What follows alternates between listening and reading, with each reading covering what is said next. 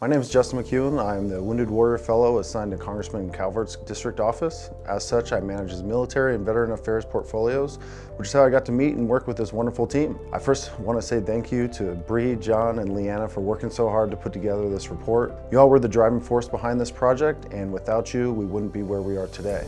And thank you to all the veterans and their families. Our nation owes you a debt of gratitude that can never be paid in full, but that won't stop us from trying. So I've never shared my story publicly, and I probably never will again, but I felt it important to be able to share this and really highlight the need for veterans to receive the care they need and have earned through their sacrifices made to our great nation. A month before I was to separate from the Air Force, I was in a very dark place in my life. Just like many in the military, my first marriage didn't work out, and I was working through a divorce, all while trying to figure out my next step in life and where that would take me. I was ready to give up. I couldn't imagine having to look my family and friends in the eyes and tell them that I was hurting, that I was a failure. 27 years old, soon to be divorced, soon to be unemployed, no education, and a bank account similar to when I worked at Jack in the Box in high school. To say the least, I was lost. Instead of asking for help, I decided the next option was to take my own life. I created a plan for my last day in the Air Force. I was going to get my DD-214, load my car up, and during my drive from Colorado back to Seattle, pull off somewhere and end my life using one of my firearms. Luckily for me, God had other plans. Saturday night before I was out processing my unit, I met a woman named Jaslyn who literally saved my life. She saw my pain and didn't run away.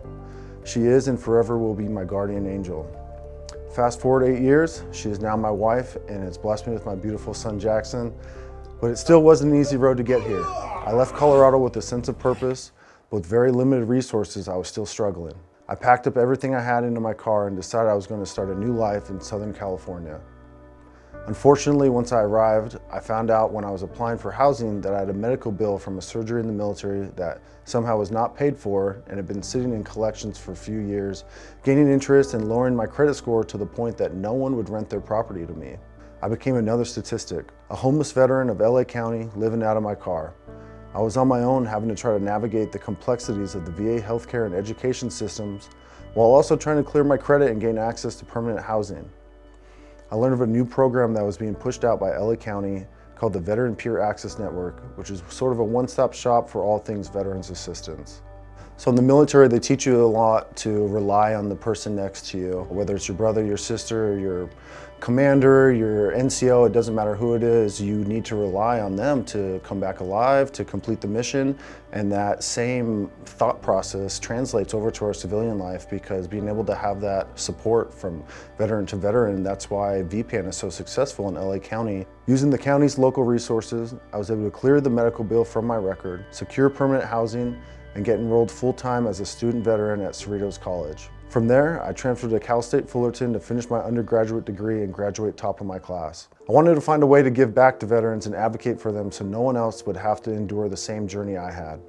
I was blessed with the opportunity to work as the Wounded Warrior Fellow with Congresswoman Sanchez's office out of LA County, utilizing county, state, and federal programs to help support the underserved veteran population that I was once a part of. From there, my family and I moved to Corona, and I was able to transfer to Congressman Calvert's office, the first fellow in the history of the program to switch party lines. I tell everyone the same thing when they ask why I switched. I don't care what party you belong to or what you believe in, my mission is very simple, to take care of our veterans every single day. I didn't let the incredible obstacles in my way define who I was. Instead, I used them to fuel my motivation and determination to better my life for me and my family. But I didn't do it on my own. The county and state resources were instrumental in my success. I was blessed to find the right resources, mentors, and guidance along the way to make my dreams come true. I'm a living testimonial that the process does work, but it wasn't easy to say the least. I guarantee there are veterans across the nation, and specifically here in the Inland Empire, that share similar stories of struggle and probably have gone through much worse situations than what I faced.